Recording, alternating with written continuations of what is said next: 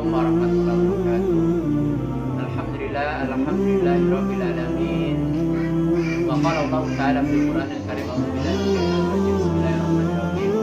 Ya ayyuhalladzina amanu kutiba alaikumus syiyamu kama kutiba alal ladzina min qablikum la'allakum tattaqun. Wa qala Rasulullah sallallahu alaihi wasallam man nasiya wa huwa shaim fa akala aw syariba falyutimma shaumahu fa inna ma atama'ahu wa saqah. Alhamdulillahirabbil kaum muslimin muslimat yang dirahmati Allah Subhanahu wa taala. Saya akan melanjutkan materi di mana materi ini adalah seputar Ramadan ya. Sambil menunggu buka puasa, pada sore hari ini saya akan melanjutkan bab pembatal puasa Ramadan ya. Ada beberapa hal yang menjadikan seseorang dia batal puasa Ramadannya ya. Yang pertama adalah dia makan dan minum dengan sengaja ya.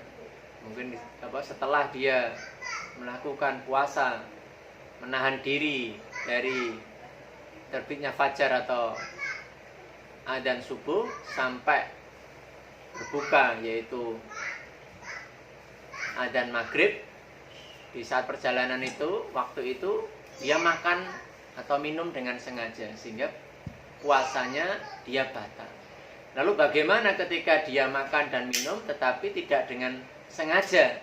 Mungkin karena lupa. Jadi mungkin karena biasanya tidak pernah puasa, lalu bangun tidur dia makan atau minum. Lalu bagaimana hukumnya puasanya?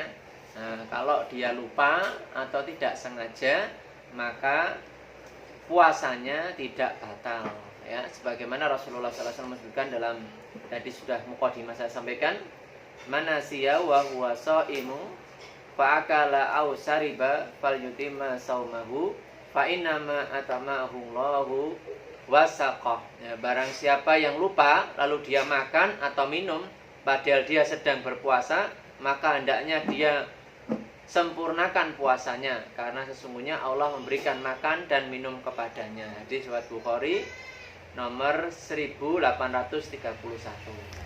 Jadi kalau dia sengaja batal, tapi kalau dia itu lupa maka disuruh menyempurnakan atau puasanya tidak batal.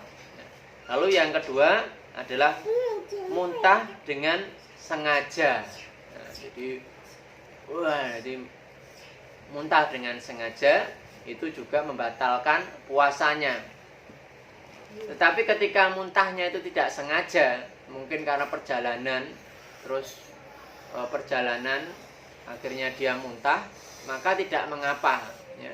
Sebagaimana di dalam sebuah hadis Rasulullah SAW menyebutkan, man istaqa'a amadan falyaqdi wa man dara'ahul qayyi'u fala qada'a alaih.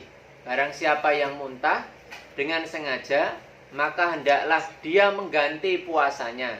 Dan barang siapa yang muntah dengan sendirinya, maka dia tidak wajib mengganti puasanya. Hadis riwayat Abu Daud nomor 2380.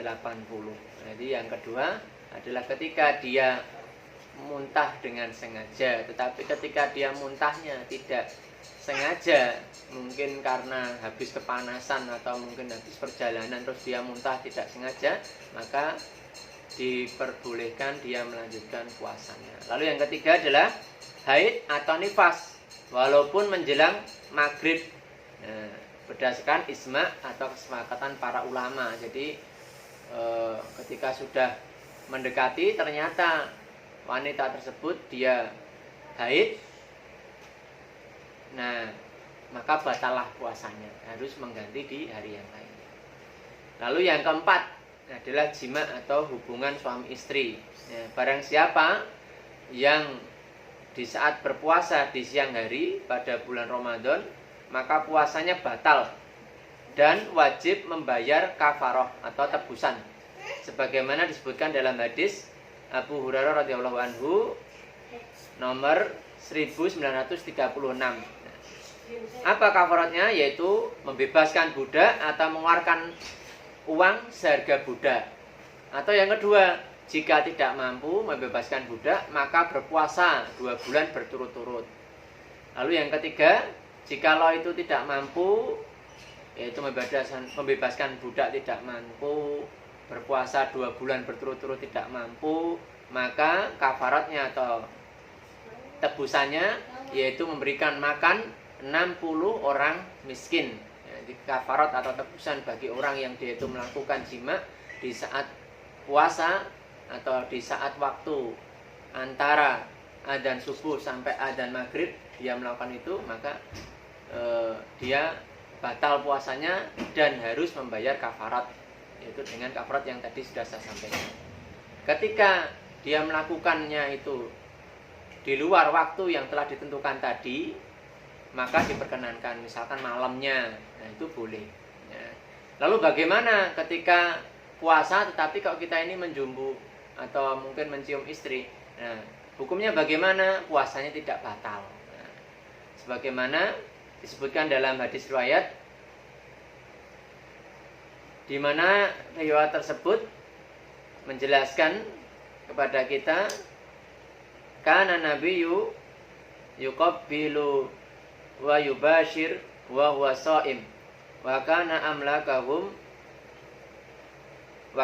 amlakakum irbihi.